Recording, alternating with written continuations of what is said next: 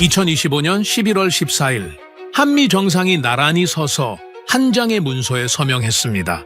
팩트시트라 불리는 이 합의문 안에 70년 동안 단 한 번도 허락되지 않았던 한 문장이 들어있었습니다. 우라늄 농축과 사용 후 핵연료 재처리를 미국이 공식으로 지지한다는 내용이었죠. 뉴스에서는 한미 원자력 협력 확대라는 짧은 제목 한 줄로 넘어갔습니다. 많은 분들이 이렇게 생각하셨을 겁니다. 원전 관련 이야기겠지. 그런데 말입니다. 미국 상원의원 4명은 이 합의를 두고 전혀 다른 단어를 꺼냈습니다. 이것은 한국의 잠재적 핵 능력을 제공하는 것이다. 원전 협력이 아니었습니다. 이 한 장의 문서가 왜 미국 의회를 긴장시켰는지, 왜 북한이 즉각 핵무장을 위한 전략적 행보라고 반발했는지, 뉴스 한 줄로는 절대 설명되지 않는 진짜 구조가 그 안에 있습니다. 이건 먼 나라 이야기가 아닙니다. 대한민국이 핵을 만들 수 없는 나라에서 만들지 않는 나라로 바뀌고 있는 과정입니다. 우리 안보의 진짜 무게가 어디에 걸려 있는지 우리 국민 모두가 반드시 알아야 할 이야기입니다. 영상 끝까지 보시면 핵 없이 핵을 막고 필요하면 만들 수 있는 나라가 어떻게 설계되었는지 그 전체 그림을 마주하시게 될 겁니다. 북한이 보유한 핵탄두, 추정 50개에서 100개 사이입니다. 이재명 대통령은 직접 밝혔습니다. 연간 최대 20개 생산이 가능하다. 해가 바뀔 때마다 20개씩 쌓이고 있다는 뜻입니다. 이 핵탄두가 어떤 물건인지부터 짚어야 합니다. 히로시마에 떨어진 원자폭탄, 위력이 TNT 15,000톤이었습니다. 도시 하나가 한순간에 사라졌죠. 그런데 현대 수소폭탄은 단위 자체가 다릅니다. 메가톤, TNT 100만 톤입니다. 히로시마의 수십 배에서 수백 배에 해당하는 위력, 역사상 가장 강력했던 핵폭탄 차르본바, 화구 직경만 8km였습니다. 서울에 대입해 보겠습니다. 서울이 세로 30km, 가로 20km입니다. 명동 한복판에 이것이 떨어지면 서울에 서 있는 건물이 없습니다. 폭발 방향은 서울 밖으로 넘어갑니다. 의왕에서 사망합니다. 분당에서 사망합니다. 일산에서 사망합니다. 동탄에서도 화상을 입습니다. 서울만의 이야기가 아닌 겁니다. 미국 오하이오급 핵 잠수함 한 척을 보십시오. 미사일 20내 발을 싣고 바닷속에 있습니다. 미사일 하나의 탄두가 12개 들어갑니다. 탄두 하나가 히로시마의 33배, 잠수함 단 한 척이 도시 수백 개를 지울 수 있습니다. 핵무장 찬성 여론이 60에서 80%를 오갑니다. 진보도 찬성합니다. 보수도 찬성합니다. 좌우가 없습니다. 정치의 문제가 아니죠. 생존의 문제이기 때문입니다. 한국은 기술적으로 핵을 만들 수 있는 나라입니다. 그렇다면 왜 만들지 않습니까? NPT라는 국제조약이 있습니다. 핵비확산 조약, 핵무기를 보유해도 되는 나라는 지구상에 5분입니다. 미국, 러시아, 중국, 영국, 프랑스. 이 5나라만 합법적으로 핵을 갖습니다. 나머지는 핵을 포기하는 대신 핵 공격을 받지 않겠다는 보장을 받습니다. 포기와 보장의 교환. 이것이 NPT의 기본 거래 구조입니다. 이 조약 밖에서 핵을 가진 나라도 있습니다. 이스라엘, 인도, 파키스탄.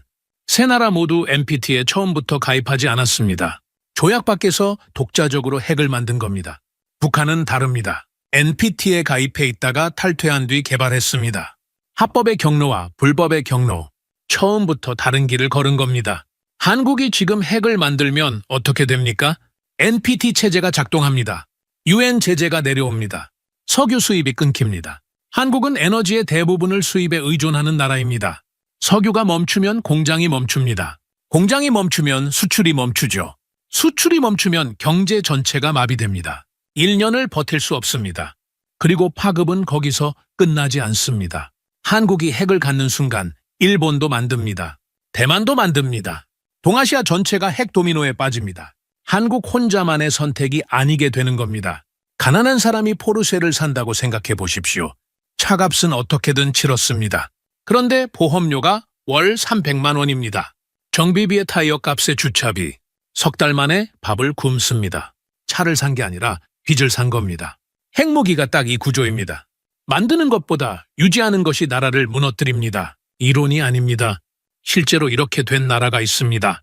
파키스탄, 핵 보유국입니다. 그런데 IMF 구제 금융을 받는 나라이기도 합니다. 국방비의 절반 가까이를 핵 유지에 쏟아붓습니다. 홍수가 나면 전국이 물에 잠기는데 댐을 고칠 돈이 없습니다. 핵은 있는데 국민이 굶는 나라. 이것이 핵의 저주입니다. 미국도 다르지 않습니다. 핵무기 유지에만 연간 950억 달러를 씁니다. 10년이면 약 1조 달러, 우리 돈으로 1,400조 원이 넘는 돈입니다. 세계 최대 부국도 핵 유지비 앞에서는 허덕이죠. 소련은 더 극단적이었습니다. 세계 최다 핵탄두를 보유한 채 경제가 무너졌습니다. 핵을 유지하느라 나라가 망했다는 평가를 받습니다. 핵의 저주는 파키스탄만의 이야기가 아닙니다. 초강 대국도 무너뜨린 실제 역사입니다. 그렇다면 핵을 안 만들고 미국의 핵 우산을 믿으면 됩니까? 한미 상호 방위 조약 1953년에 체결된 조약입니다. 이 조약의 원문을 찬찬히 읽어보면 한 구절이 눈에 걸립니다. 각자의 헌법에 따른 절차에 따라 결정한다. 자동 개입 조항이 없습니다. 한국이 공격을 받아도 미국 대통령이 의회 동의를 거쳐야 움직인다는 뜻입니다. 연인이 내년 7월에 결혼하자고 말합니다. 지금 이 순간은 진심이죠. 그런데 1년 뒤에도 그 마음인지는 아무도 모릅니다. 한미 조약이 바로 이 구조입니다. 약속은 있되 자동 이행은 없습니다. 북한과 러시아가 맺은 조약을 보십시오. 같은 문장이 들어 있습니다. 법에 따라 결정한다. 한미 조약과 구조가 똑같습니다. 우리가 믿는 동맹 조약이 북러 조약보다 강하지 않습니다. 핵을 방어로 막겠다는 주장도 있습니다. 재래식 전쟁에서는 미사일 10발 중 9발을 막으면 승리합니다. 핵은 전혀 다른 세계입니다. 10발 중 1발만 뚫려도 끝납니다. 도시 하나가 증발합니다. 방어로 핵을 막겠다는 개념 자체가 성립하지 않습니다. 핵을 만들면 경제가 무너집니다. 동맹의 핵우산은 조건부입니다. 방어로는 막을 수 없습니다. 그러면 어쩌란 말입니까? 어쩌란 말입니까? 이 질문에 대한 답을 한국은 이미 수십 년간 만들어 왔습니다. 핵 없이 핵을 막는 구조를 쌓아 올린 겁니다. 왜 이런 구조가 필요했는지 배경 하나만 보겠습니다. 서울에서 북한 장사정포 진지까지의 거리 60km입니다. 서울에서 수원까지 거리와 비슷하죠. 수도권 2천만 시민이 포 사거리 안에 삽니다. 지구상에 이런 환경을 가진 나라는 한국뿐입니다. 이 극한의 조건이 한국형 삼축 체계를 만들었습니다. 킬체인, KMD, KMPR, 선제 타격, 미사일 방어, 대량 보복, 이 세 축이 핵 없이 핵을 막는 구조의 뼈대입니다. 킬체인부터 보겠습니다.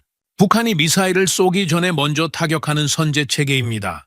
북한 장사정포는 동굴 진지에 숨어 있습니다. 이 동굴을 위성이 실시간으로 감시하고 있습니다. 포문이 열리는 순간 대포병 레이더가 잡습니다. 수분 내에 원점을 식별하고 반격이 들어갑니다. 1시간 동안 퍼붓는 게 아닙니다. 쏘는 순간 위치가 드러나고 수분 안에 반격을 받는 구조입니다. KMD를 보겠습니다.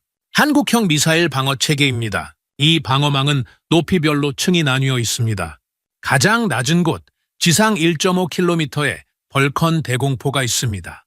3km의 비호폭합형, 6km의 신공 휴대용 미사일, 그 위로 청광 레이저가 자리 잡고 있습니다. 20km의 천궁-2, 40km의 패트리어트, 60km의 LSAM, 150km의 사드, 지상 1.5km부터 대기권 밖 150km까지 7겹에서 8겹입니다.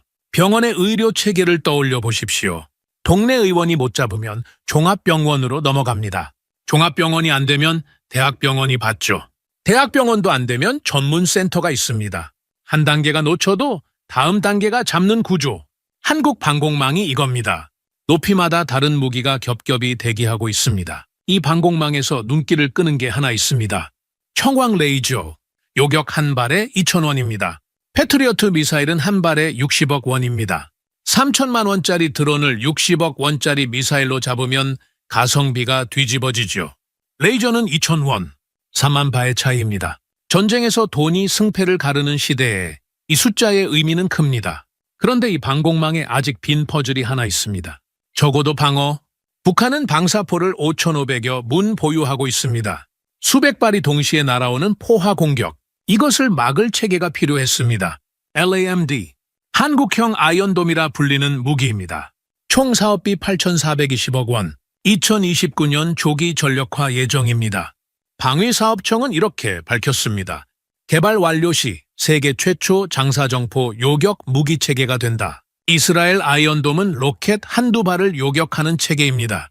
LAMD는 수백 발 동시 요격을 목표로 설계되었습니다. 설계 목표 자체가 다른 겁니다. 방공망을 봤습니다.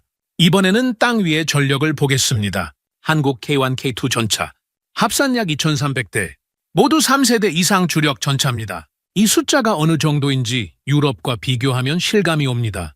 영국, 프랑스, 독일, 이탈리아, 유럽 군사 강국 네 나라의 주력 전차를 전부 합치면 약 1,000대입니다. 한국 혼자가 유럽 네 나라 합계의 2배가 넘습니다. 자주포를 보면 격차가 더 벌어집니다. 한국 155mm 자주포, 약 2,400문입니다. 미국은 얼마나 되겠습니까? 약 1,700문. 한국이 미국보다 많습니다. 유럽 네 나라 자주포를 전부 합치면 약 400문입니다. 한국 전체의 자주포 3,500여 문이 9분의 1도 안 됩니다. 왜 이렇게 많습니까? 과잉 국방이 아닙니다. 수도가 포 사거리 안에 있는 나라가 생존을 위해 강제로 쌓은 결과입니다. 자랑이 아니라 절박함이 만든 숫자죠. 이 전력의 뿌리는 산업 구조에 있습니다. 울산에 석유화학이 있습니다. 포항에 제철소가 있습니다. 부산에 조선소, 창원에 기계산업이 있습니다. 자동차로 2~3시간 거리 안에 방산의 뿌리가 되는 산업이 전부 몰려 있습니다. 군사력만 쌓인 게 아닙니다. 산업 구조 자체가 이 군사력을 만들어낸 겁니다. 그리고 지금 이 자체 전력의 가치가 더 커지고 있습니다. 미국의 사드 탄약이 이란전에서 50에서 80% 소진되었습니다. 패트리어트도 약 50%. 토마호크 미사일은 일본에 납품할 물량조차 밀리고 있습니다. 동맹이 지켜주겠다 해도 쏠 탄약이 없으면 지킬 수 없습니다. 미국도 자기 물량이 모자라는 시대, 자체 방어력의 의미가 완전히 달라진 겁니다. 재래 전력으로는 강한 나라입니다. 핵만 없죠. 그런데 그 핵도 필요하면 만들 수 있는 구조가 지금 완성되고 있습니다. 핵무기를 만드는 데는 3가지가 필요합니다. 핵물질, 기폭장치, 운반수단. 한국은 이 셋 중 얼마나 갖고 있습니까? 기폭장치부터 보겠습니다. 한국은 탄약 분야의 선진국입니다. 고폭탄, 성형작약, 정밀신관, 기폭장치에 필요한 기술 기반은 이미 갖추고 있습니다. 운반수단, 현무5, 탄두 중량 8톤에서 9톤. 이 탄두를 줄이면 사거리가 5,000km까지 늘어납니다. 서울에서 5,000km면 괌을 넘어 인도양에 닿는 거리입니다. 대륙간 탄도미사일에 준하는 사거리, 운반수단도 있습니다. 3가지 중 2가지를 이미 갖고 있는 겁니다. 빠진 것은 딱 하나, 핵물질입니다. 고농축 우라늄 또는 플루토늄. 이것만 확보되면 핵무기 제조의 3대 요소가 완성됩니다. 핵물질을 확보하는 경로는 2가지입니다. 농축, 천연 우라늄의 농도를 5%에서 90%까지 올리는 겁니다. 원전용은 5%면 충분합니다. 무기용은 90%가 필요하죠. 재처리. 원전에서 쓰고 난 사용 후의 결료봉에서 플루토늄을 추출하는 기술입니다. 이 2가지, 농축과 재처리. 한국은 지금까지 둘 다 할 수 없었습니다. 미국이 허락하지 않았기 때문입니다. 여기서 잠재적 핵 능력이라는 개념이 등장합니다. 빈 백사장에서 자동차를 만들라고 하면 불가능합니다. 공장부터 짓고 설비를 들이고 기술자를 키워야 합니다. 수년이 걸리죠. 그런데 공장이 이미 서 있고 설비도 갖춰져 있고 기술자도 대기하고 있다면 시동만 걸면 됩니다. 잠재적 핵 능력이란 이 상태를 말합니다. 시동만 안 건 공장입니다. 2025년 11월 14일 한미 정상이 나란히 서서 한 장의 문서에 서명했습니다.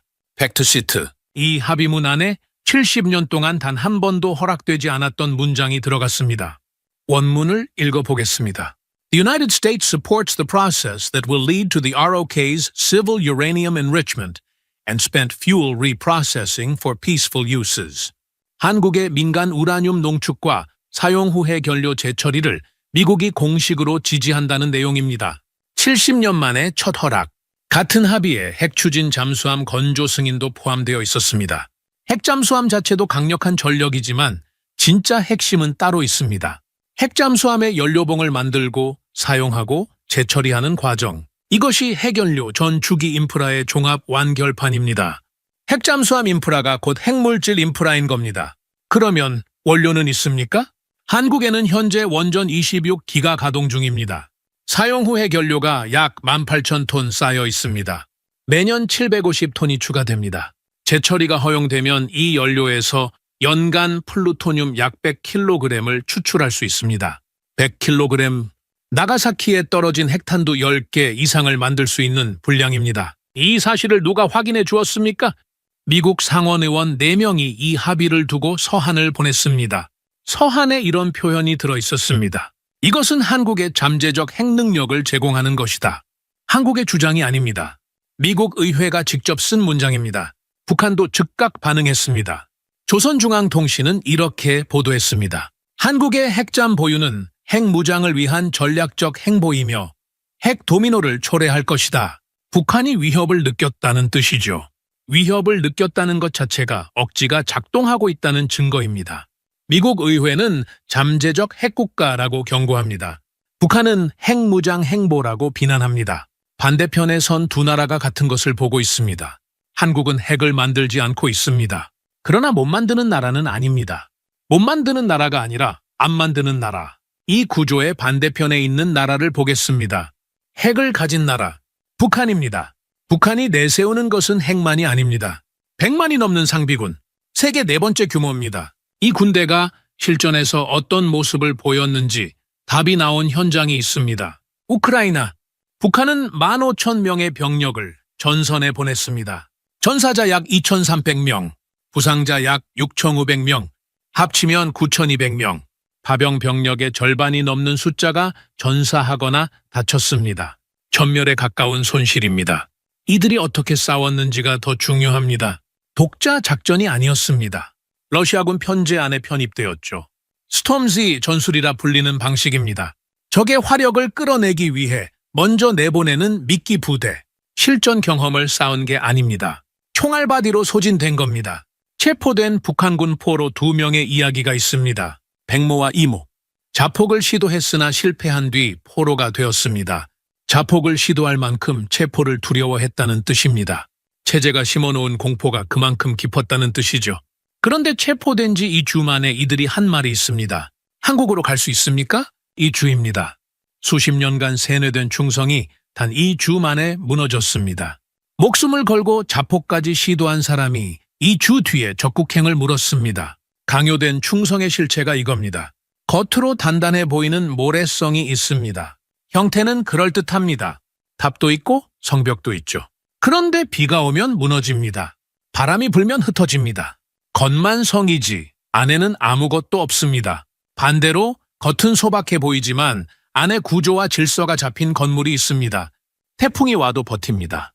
체제의 건강성이 전투력을 결정합니다. 강요된 충성은 2주 만에 무너지고 자발적 질서는 위기 앞에서 버팁니다. 이제 세 겹의 그림이 하나로 모입니다. 핵을 가질 수 없다는 제약이 있었습니다. 만들면 석유가 끊기고 경제가 무너지고 동아시아 전체가 핵 도미노에 빠집니다. 포기할 수밖에 없었습니다. 그런데 그 포기가 다른 길을 열었습니다.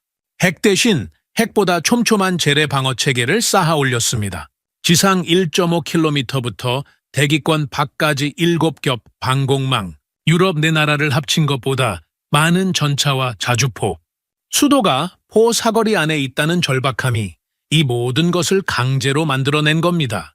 그리고 그 인프라의 끝에서 핵문턱 자체를 낮추는 구조가 완성되고 있습니다. 70년 만에 농축과 재처리를 허락받았습니다. 핵잠수함 건조가 승인되었습니다. 만들지 않되 필요하면 만들 수 있는 위치. 제약이 역량을 만들었고 역량이 선택지를 만든 겁니다. 반대편을 보십시오. 핵을 가진 나라는 그 핵을 안고 굶고 있습니다. 병사를 외국 전장에 미끼로 내보내고 있습니다. 포로가 2주 만에 등을 돌리는 체제입니다.